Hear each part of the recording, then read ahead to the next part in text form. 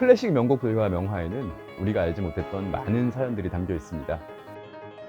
사연을 통해 그동안 듣지 못했던 또 보지 못했던 그들의 일생을 함께 만나보시죠.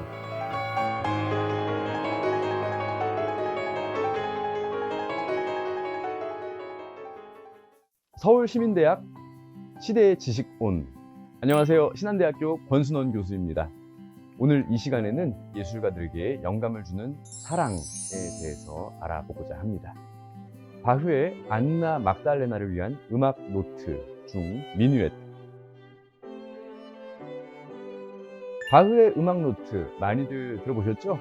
바흐의 음악 노트 중 미누엣이라는 곡은 자신의 두 번째 아내인 안나 막달레나를 위한 곡으로 바흐의 선물과 같은 그런 곡입니다.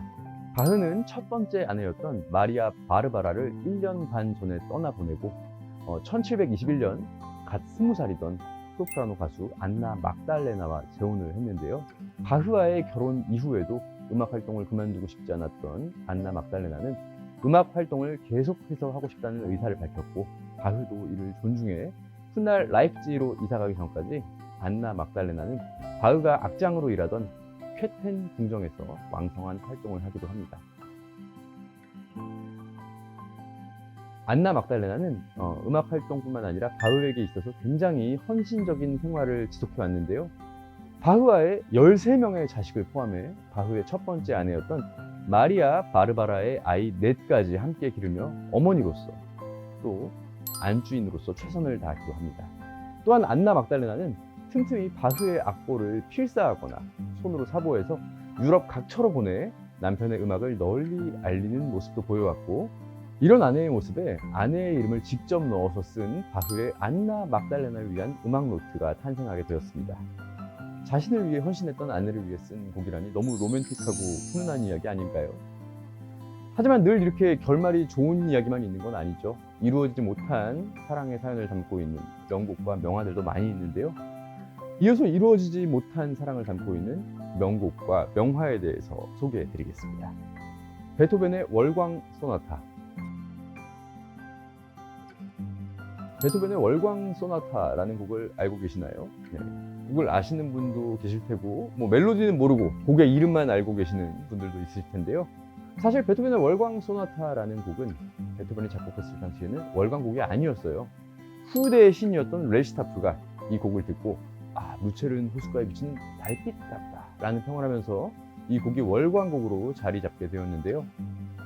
이런 베토벤의 월광 소나타 악보에는 소나타 꾸아지 우나 판타지아, 환상곡 풍의 소나타 라는 말과 함께 줄리에타 귀차르디에게 헌정함이라는 말이 쓰여 있습니다. 이 말에는 무슨 사연이 담겨 있을까요? 베토벤은 평생 독신으로 살았지만 사랑했던 여인이 없었던 것은 아니에요. 그중 줄리에타 귀차르디라는 여인이 있었는데요. 줄리에타 귀차르디는 오스트리아 백작 가문의 딸이며 19세인 1801년도에 베토벤의 제자가 되었습니다.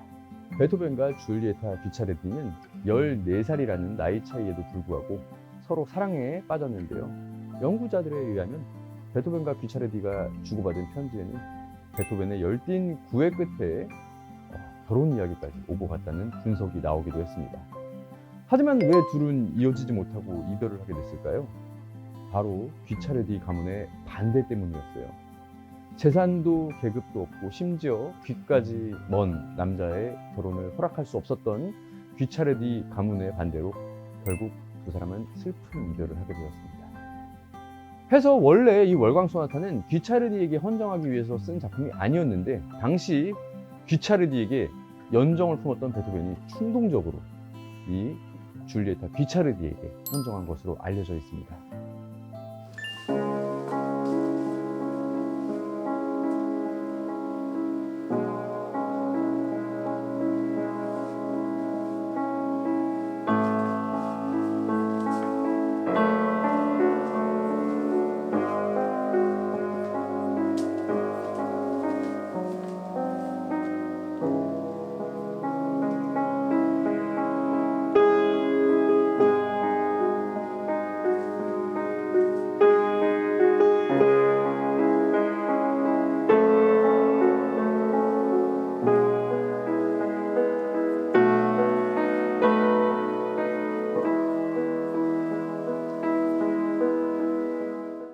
이루어지지 못한 사랑과 연관된 명곡에 베토벤의 월광곡이 있다면 명화에는 클림트의 키스가 있습니다.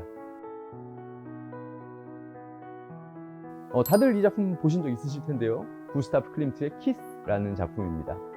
구스타프 클림트는 오스트리아의 화가이자 비엔나 탈퇴 운동의 구성원 중 한 사람으로 전통적인 학문적 예술 스타일에서 벗어나 보다 현대적이고 전위적인 방식을 추구한 화가입니다. 그의 작품은 화려한 패턴, 금박, 또 에로틱한 이미지의 스타일로 유명한데요. 그중 클림트의 키스라는 작품은 포옹과 함께 키스하는 남녀의 모습을 담아낸 작품으로서 클림트의 예술적 업적을 대표하는 작품 중에 하나라고 할 수 있습니다. 그럼 여기서 왜 이루어지지 못한 사랑과 연관된 명곡은 베토벤의 월광곡, 명화는 구스타프 클림트의 키스를 꼽았을까요? 제가 나는 클림트를 보면 베토벤이 들린다 라는 책이 있을 정도로 이루어지지 못한 사랑이라는 주제의 공통점을 가지고 있습니다. 클림트의 키스 작품을 본 후대의 사람들은 작품 안에 있는 두 인물이 클림트 본인과 에밀리 플레게라고 추측을 하고 있는데요. 에밀리 플레게라는 인물은 클림트의 친동생 에른스트의 아내 헬레네 플레게의 여동생으로 에른스트가 이른 나이에 사망하면서 클림트가 어린 조카의 후견인이 되어 두 사람은 급속히 가까운 사이가 되었다고 전해지고 있습니다. 이후 클림트가 약 400여 통의 편지를 쓰고 여름 휴가를 에밀리 플레게와 함께 다니는 모습을 통해 클림트가 정신적으로 가장 사랑했던 여인은 에밀리 플레게라는 것을 알 수 있지만 끝내 두 사람은 결혼까지 이어지진 못했습니다. 클림트가 키스라는 작품 속 인물의 표정이나 꽃밭처럼 보이는 절벽에 있는 둘의 불안정한 모습을 담아낸 것을 보아 클림트 본인과 정신적 지주였던 에밀리 플레게에 이루어질 수 없었던 그런 아픈 사랑을 표현한 것으로 보고 있습니다. 사랑과 관련된 곡이라고 하면 엘가와 캐롤라인 앨리스의 사랑의 인사도 꼽을 수 있는데요. 이 곡은 엘가와 캐롤라인 앨리스의 약혼을 기념하기 위해서 엘가가 작곡을 한 곡입니다. 이 두 사람은 엘가는 음악가의 아들의 음악가 집안 출신의 사람이었고 또 캐롤라인 앨리스는 영국 육군 소장의 딸로 지금으로 따지면 굉장히 높은 고관 대작의 딸이었어요. 그리고 연상연하 커플이었습니다.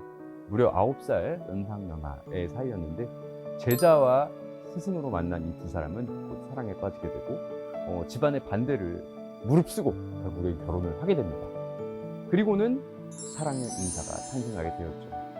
정말 바이올린 하는 분들이 제일 먼저 배우기 전에 하는 말이 엘가의 사랑의 인사를 연주하려면 얼마나 배워야 되죠? 이런 말을 한다고 해요. 쉬운 곡은 아닙니다. 그리고 이 두 사람은 결혼을 해서 행복하게 잘 살아갑니다. 그리고 후에 나중에 캐롤라인 앨리스가 지극정성으로 엘가를 보필해주고 도와줘서 엘가가 또 다른 곡, 위풍당당 행진곡이라는 명곡을 또 탄생하게 하죠. 그래서 엘가는 나중에는 준 남작의 칭호까지 받게 됐습니다. 그러니까 평민 출신이었던 엘가가 아내의 헌신적인 도움으로 본인까지 정말 그 준 남작, 썰 엘가가 된 거죠. 엘가 경이 되었습니다. 이렇게 또 아주 좋은 결과를 또 얻게 되었고요. 또 나중에 앨리스가 먼저 병이 걸려서 하늘나라로 갔는데 엘가는 제가하지 않고 재산을 다 정리해서 고향으로 내려가서 죽을 때까지 혼자 이렇게 캐롤라인 앨리스를 기리면서 잘 살았다고 합니다. 지금까지 클래식 명곡들과 명화에 숨겨진 사연들에 대해서 이야기를 나눠봤는데요.